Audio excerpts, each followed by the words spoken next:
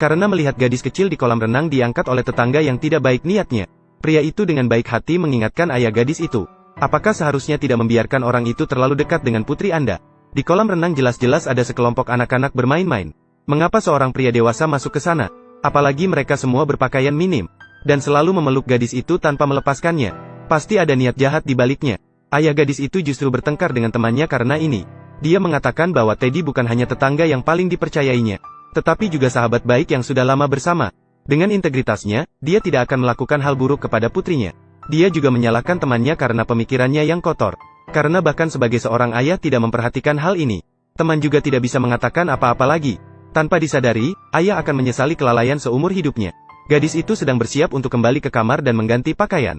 Teddy juga keluar dari kolam renang dan mengikutinya diam-diam. Dia masuk ke kamar gadis itu dengan menjijikkan dan mengajaknya bermain permainan boneka. Pada saat itu, ayah gadis itu tiba-tiba masuk dengan membobol pintu. Dia menanyakan kepada Teddy apa arti permainan boneka.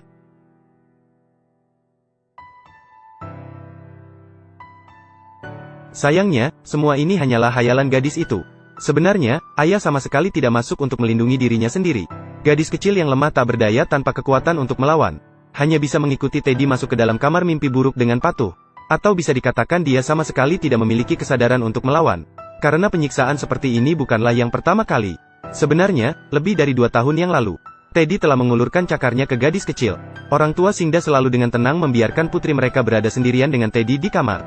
Orang tua sebenarnya mengira Teddy selalu dengan baik hati membantu mereka merawat anak.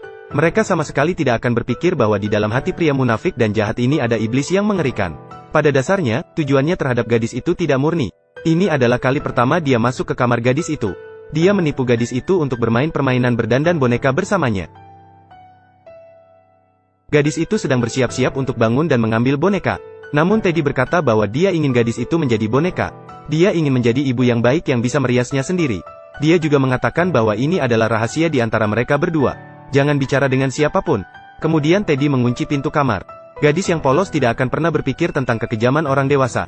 Kemudian gadis itu dibawa ke sebuah kamar berwarna merah muda. Kejadian selanjutnya melebihi pemahaman gadis itu. Pada saat itu, gadis itu belum mengerti apapun. Sekarang, meskipun dia sedikit mengerti tentang beberapa hal yang samar, tapi sudah terlambat untuk semuanya.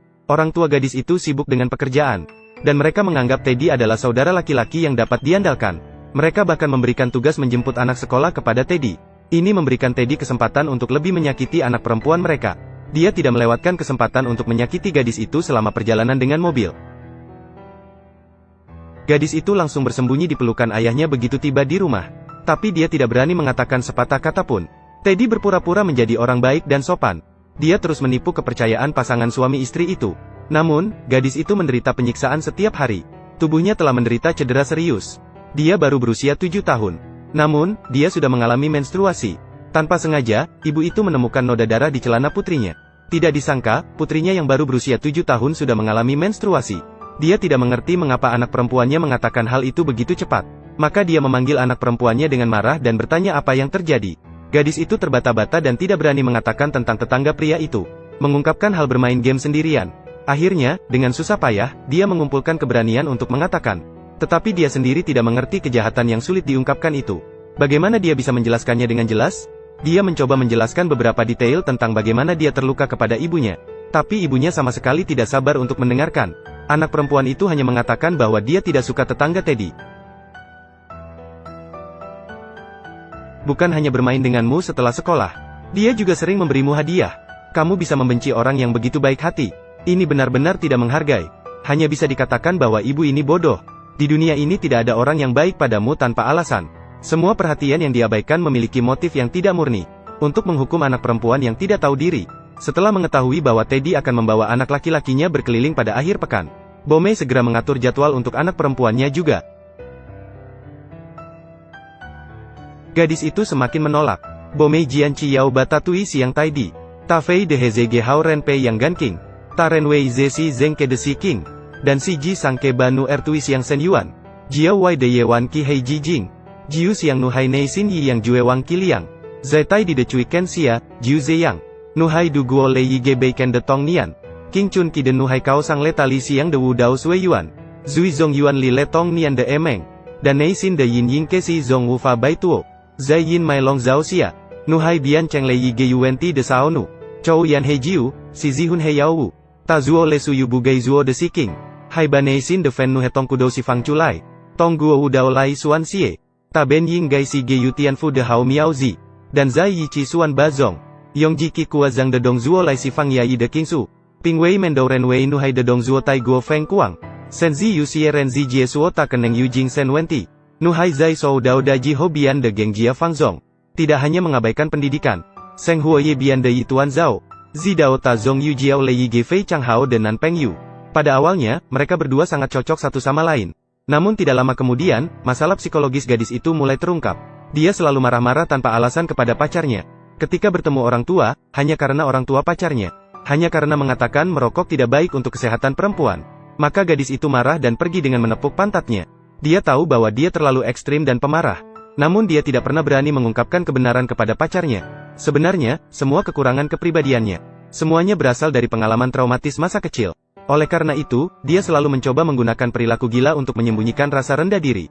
Di bawah bimbingan pacarnya, gadis itu pergi menemui psikolog. Dokter berkata kepada gadis itu, "Kamu harus mencoba mengungkapkan kebenaran kepada orang tua kamu. Hanya dengan berani menghadapi masa lalu sendiri, barulah bisa keluar dari bayang-bayang itu sepenuhnya." Saat liburan musim panas, gadis itu kembali ke rumah. Akhirnya, dia mengumpulkan keberanian, mengungkapkan rahasia yang disembunyikan selama bertahun-tahun. Namun reaksi ibunya benar-benar membuat tercekik. Saat gadis itu berusia 18 tahun, dia mengungkapkan kepada ibunya kebenaran bahwa dia mengalami pelecehan oleh tetangga saat masih kecil. Namun reaksi pertama ibunya justru, gadis itu sudah ingin mengatakannya sejak lama. Tapi kamu sama sekali tidak punya kesabaran untuk mendengarkan. Setelah ayah mengetahuinya, dia ingin membunuh si anjing peliharaan itu. Rugi aku begitu percaya padanya, menganggapnya sebagai sahabat baikku. Tidak terpikirkan bahwa dia sebenarnya iblis berwajah manusia. Namun, Bo Mei justru membuat suaminya jangan percaya pada kata-kata sepihak anak perempuan. Sudah berlalu begitu banyak tahun, apalagi saat itu anak perempuan masih kecil. Dia sama sekali tidak mengerti apa itu pelanggaran. Bahkan berpikir itu mungkin terjadi. Semua itu hanya mimpi dan hayalan anak perempuan. Dengarkanlah ucapan ibu kandung yang membingungkan ini. Bahkan tidak percaya pada perkataan anak perempuannya sendiri. Jika dulu dia hanya tidak tahu, tidak melindungi anak perempuan dengan baik. Tetapi sekarang dia jelas-jelas tahu. Namun tidak mau menerima kenyataan seperti ini. Malah menyalahkan anak perempuan. Lalu apa bedanya dengan penjahat yang membantu kejahatan? Apa bedanya? Gadis itu berusaha membuktikan bahwa dia benar-benar tidak berbohong. Terus-menerus mengikuti Bo Mei dan berusaha membuatnya percaya. Namun yang didapat adalah penolakan dari Bo Mei. Menjadi penolakan yang lebih kuat.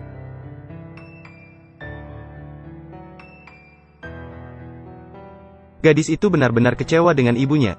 Ternyata ibu tidak percaya. Hanya saja dia tidak ingin mengganggu kenyamanan yang ada. Untungnya ayah sangat mendukung anak perempuan. Membawa kasus ini ke pengadilan. Akhirnya gadis itu mengumpulkan keberanian. Dan menjelaskan segalanya kepada pacarnya. Tidak terduga, pacarnya tidak hanya tidak mempermasalahkan masa lalunya. Dia juga membantu gadis itu dengan memberikan saran. Pacarnya merasa seperti orang yang memiliki kecenderungan pedofilia. Orang yang memiliki kecenderungan pedofilia pasti tidak hanya dia yang menjadi korban. Mereka kemudian menemukan lebih banyak korban.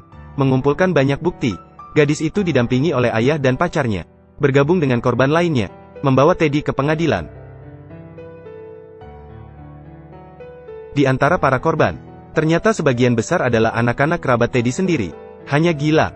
Di pengadilan, Teddy bahkan berani mengatakan dengan tanpa rasa malu.